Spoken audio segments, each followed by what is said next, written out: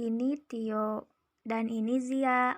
Mereka belajar di sekolah akuntansi. Suatu hari, mereka belajar dengan Bu Risma mengenai jurnal, konsep debit dan kredit, saldo normal, sistematika pencatatan, dan bentuk jurnal. Apa itu jurnal? Jurnal berasal dari bahasa Prancis yaitu jour yang artinya hari, dan dari sanalah muncul istilah jurnal yang dapat diartikan sebagai catatan harian yang dibuat secara kronologis dan sistematis, di mana dalam proses pencatatannya harus menggunakan akun yang sesuai serta ditentukan pula akun mana yang didebit dan akun mana yang ada di kredit. Setelah memahami pengertian dari jurnal, selanjutnya kita akan mempelajari fungsi dari jurnal. Nah, fungsi dari jurnal itu ada 5. Yang pertama ada fungsi pencatatan, di mana fungsi pencatatan ini jurnal menentukan ke akun mana dan dengan jumlah berapa suatu transaksi dicatat.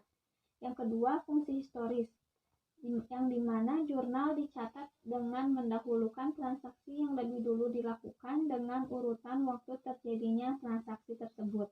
Kemudian yang ketiga, ada fungsi analisis. Nah, fungsi analisis ini untuk menentukan nama akun, jumlah uang yang dicatat, dan di sisi mana di debit ataukah di kredit pencatatan dilakukan. Bukti transaksi lebih dulu dianalisis. Kemudian yang keempat ada fungsi instruktif. Fungsi ini, jurnal merupakan suatu perintah atau instruksi akun harus diisi sesuai dengan apa yang tercatat pada jurnal. Kemudian fungsi yang terakhir itu fungsi informatif. Jurnal menyajikan tanggal, nama akun, keterangan singkat mengenai transaksi, dan jumlah uang yang terlibat dalam suatu transaksi. Bagaimana bentuk jurnal? Lalu selanjutnya ada perkiraan akun di jurnal ditempatkan di debit dan di kredit. Yang pertama ada akun harta. Jika harta bertambah ditempatkan di debit dan jika berkurang ditempatkan di kredit. Kemudian yang kedua utang. Jika hutang bertambah ditempatkan di kredit dan jika berkurang ditempatkan di debit. Kemudian yang ketiga ada beban. Jika beban bertambah ditempatkan di debit dan jika berkurang ditempatkan di kredit. Kemudian yang keempat itu ada modal. Nah, jika modal bertambah ditempatkan di kredit dan jika modal berkurang ditempatkan di debit. Kemudian yang kelima ada pendapatan. Jika pendapatan bertambah ditempatkan di kredit dan jika berkurang ditempatkan di debit. Kemudian yang terakhir ada price. Jika price bertambah ditempatkan di debit dan jika berkurang ditempatkan di kredit. Jurnal memiliki 2 bentuk, yaitu jurnal umum dan jurnal khusus. Jurnal umum adalah jurnal yang digunakan untuk mencatat seluruh transaksi yang terjadi dalam suatu perusahaan, dan jurnal umum dapat digunakan oleh semua jenis perusahaan, baik perusahaan perseorangan hingga perusahaan manufaktur yang lebih kompleks. Nah, sedangkan untuk jurnal khusus adalah jurnal yang khusus digunakan untuk mencatat kelompok-kelompok sejenis tergantung pada kegiatan perusahaan tersebut. Nah, contohnya itu seperti penjualan kredit, pembelian kredit, dan penerimaan kas.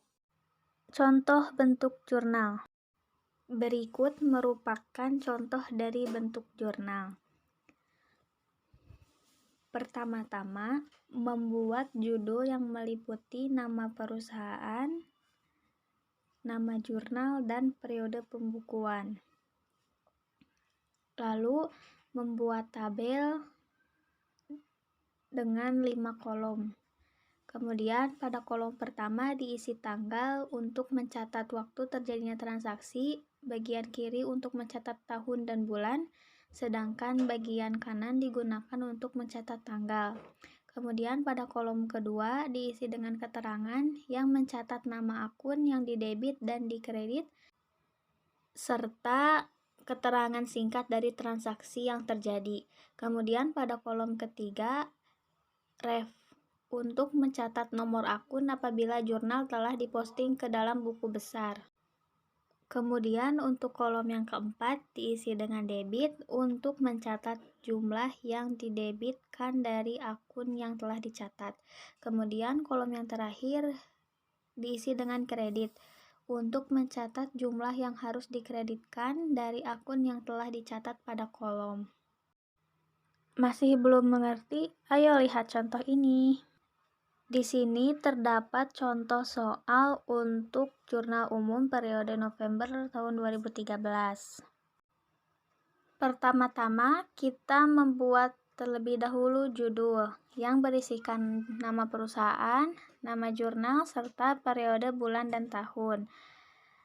Dikarenakan di sini tidak ada nama perusahaannya kita kasih nama pom-pom.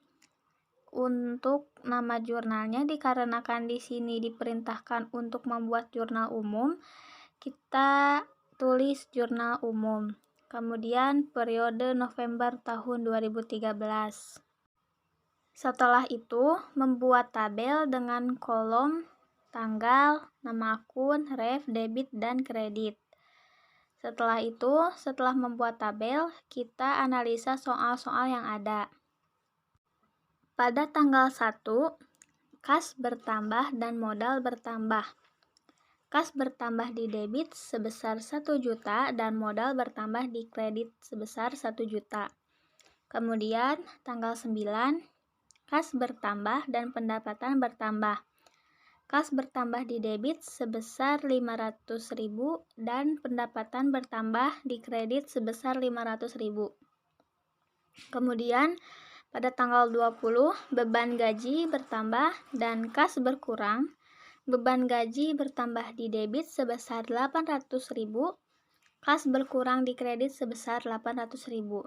Kemudian pada tanggal 25, peralatan bertambah dan utang bertambah. Peralatan bertambah di debit sebesar 300.000 dan hutang bertambah di kredit sebesar 300.000. Setelah itu, hitung total jumlah debit dan kredit. Jumlah dari debit dan kreditnya ialah Rp2.600.000. Total dari debit dan kredit harus sama atau balance ya. Cukup sekian penjelasan materi untuk kali ini.